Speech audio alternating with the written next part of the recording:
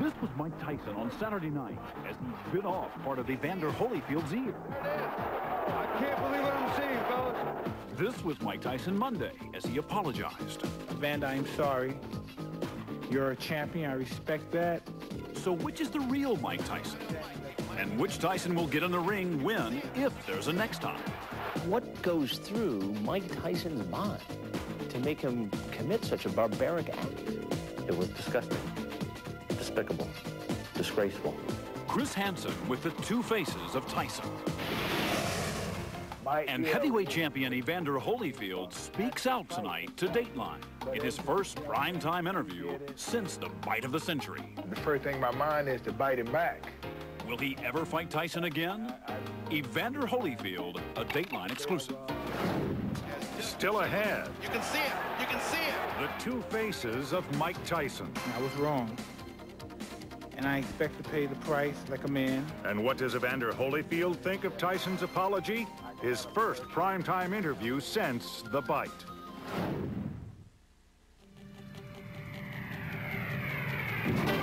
Coming up, Evander Holyfield in his first primetime interview. He could have bit me on the shoulder, but you can see where he was able to pick his head up and turn it. As I moved my head out of the way, he looked like he getting ready to kiss me on the neck, and he bit me on the ear. Heavyweight champ Evander Holyfield. Coming up on Dateline. Still ahead, he says he's sorry. I just snapped. Should boxing believe him? And Evander Holyfield speaks out, the champ in his first primetime interview since the bite. From our studios in New York, here again is Jane Pauley. Joe Louis, Rocky Marciano, Muhammad Ali, three of boxing's greatest. Once Mike Tyson could have been a contender for that title too, but in and out of the ring, Mike Tyson's #1 opponent seems to be Mike Tyson. Here's Chris Hansen. It is complete bedlam, and Tyson is just taking swipes at anybody in front of him. On Saturday night, this was the face Mike Tyson showed the world. Yesterday, this was the face Mike Tyson showed the world. I apologize to the world, to my family, and to the Nevada State Athletic Commission. So which face are we to believe? Which one is the real Mike Tyson? This man thinks he knows. I hope that I know the mindsets of fighters. If I don't, I shouldn't be a trainer. Teddy Atlas has known Tyson since he was a teenager. He helped train Tyson when the youngster was a boxing prodigy under trainer Cus D'Amato. Atlas has always seen Tyson as less a deprived inner-city kid than a pampered prodigy whose problems were always solved for him. Tyson has spent, in my assertion, has spent most of his life avoiding things. Finding ways to manipulate, finding ways to get over, finding ways to avoid things. Hey, you reap what you sow. I grew up in the streets. I fought my way out, and I will not go back. I learned the hard way from the past because I didn't have the luxury of school or people to help me at the time when I needed it the most. Atlas, who had an angry break with Tyson, has never accepted that Tyson spent a lifetime in the inner city. Tyson moved in with trainer Cus D'Amato in upstate New York when he was 12. Since he was 12, he lived in a 9-bedroom mansion on the Hudson River with 10 acres of property. It's not quite a kid on the street, you know. Since he was 12 years old? Yeah, since he was 12, he was, you know, living in Catskill. While Atlas argues that Tyson grew up having problems solved for him outside the ring, inside, he profited from easy opponents. From the beginning, Tyson was more sprinter than miler. His knockouts quick, ferocious, devastating. Whoa! Then, last November, with a record of 45-2, Tyson ran into an aging Holyfield. Atlas believes Holyfield's 11-round TKO confused and intimidated Tyson, that he was overmatched psychologically when he was evenly matched physically. Here comes Mike Tyson. Fast forward to Saturday, when Atlas believes Tyson walked into the ring with an escape plan. He'd rather quit than lose. So now, he goes in a fight and he says, if Holyfield's the same as he was 8 months ago, and he doesn't back down from me, then you know what? I'm going to foul. and I'm going to get out of the fight. You had predicted this. Yeah, I did. What made you so sure that Tyson would do something like this? I knew the person. I knew my business. I know the emotional landscape of this business. Round two, very bad for Tyson. So when Holyfield showed that again he was not to be intimidated, Atlas says Tyson bit his right ear and his left. So you think Tyson thought the first bite would stop the fight? That's what I said. And when that didn't happen, he went at it again. It would look that way, wouldn't it? If Atlas is right, there was no hint of it from Tyson when he publicly apologized to Holyfield yesterday. When you butted me in the first round, accidentally or not, I snapped in reaction, and the rest is history. Tyson insists it was Holyfield's headbutt, which opened a gash over his right eye, that inspired the biting. Nothing else. Today, the Nevada State Athletic Commission voted to suspend Tyson and withhold his $30 million purse, both temporarily, at least until it meets next week. I never reached that point. For NBC sportscaster Jim Gray, who covered Saturday's fight for Showtime Event Television, punishment may not be the issue. Is there any punishment that will get Mike Tyson's attention? If he loses 10% for this latest purse, he's likely not even to feel it. It's nothing. If they suspend him for 6 months, it's going to be 6 months anyhow before the next fight is scheduled. That's exactly right. If they kick him out of boxing in America, he can box in Barbados, the Bahamas. Well, that's my point. He's going to fight again, and there is no punishment that fits this crime. Somebody, somewhere in this country, I'm sure, will license this man to fight again. The reason, of course, is money. A record 1.9 million pay-per-view viewers paid a total of $95 million to see Saturday's fight.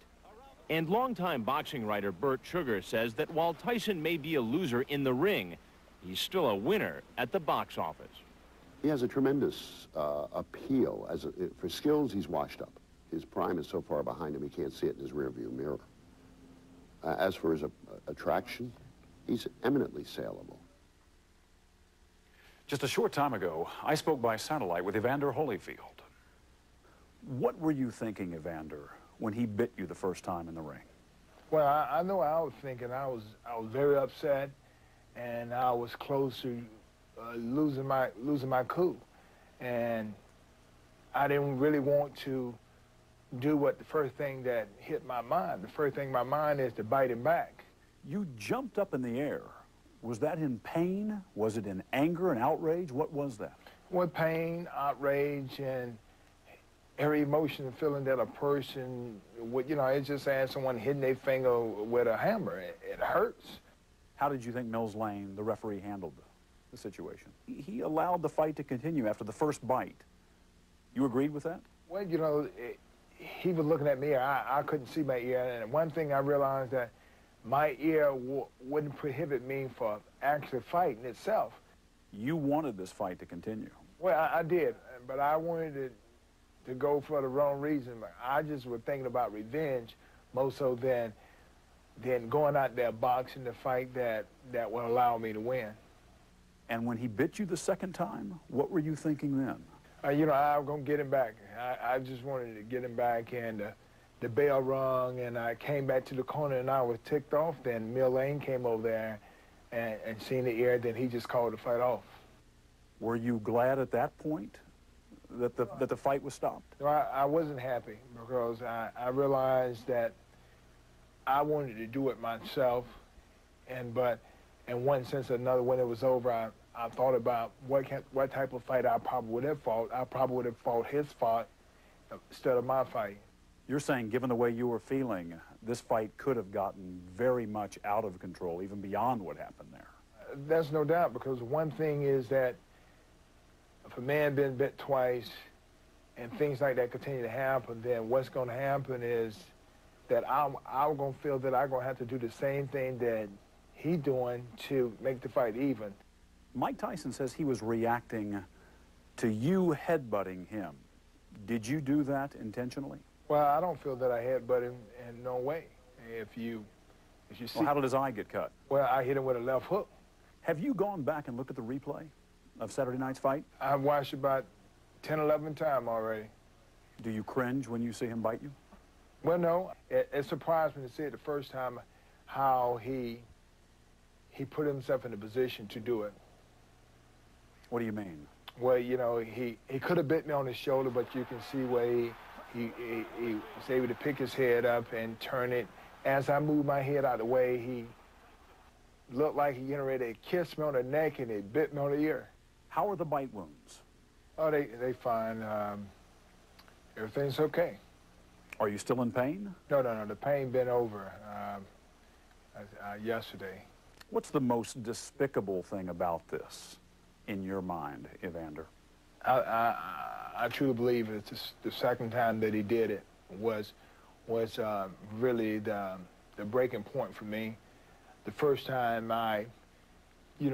and that's the first time it hurt the worst, but I was able to forgive instantly after I went back to the corner. But the second time was like an unforgiving situation when he did that, because you knew that it was intentional. Tyson says he snapped, that he just reacted and did what a lot of athletes do. Do you accept that? No, not so much that he snapped. When you snap, you don't repeatedly do it. I do accept the apology, but I don't think so much snapping is the right thing to say. Will you sue him? No. I'm not that type of person. I feel that what happened is over and is behind us, and I think what he's receiving now is his punishment. Have you ever bitten anybody in the ring? Well, yes. An amateur. I was 17 years old, and I got knocked down, and the guy grabbed me, and I was trying to get it loose, and I bit him on the shoulder. You bit him on the shoulder? I had my mouthpiece in, though. So you didn't leave any teeth marks? No, I didn't. Mike Tyson apologized to you publicly at that news conference yesterday. Has he made any attempt to call you personally and apologize to you? He did. He called the house. I wasn't here, and that shows something else too. And I appreciate it, and I hope that whatever it takes, that he become a better person. Have you called him back? I haven't got the chance to yet. Do you plan to? I'm not for sure. What would it take for you to fight him again?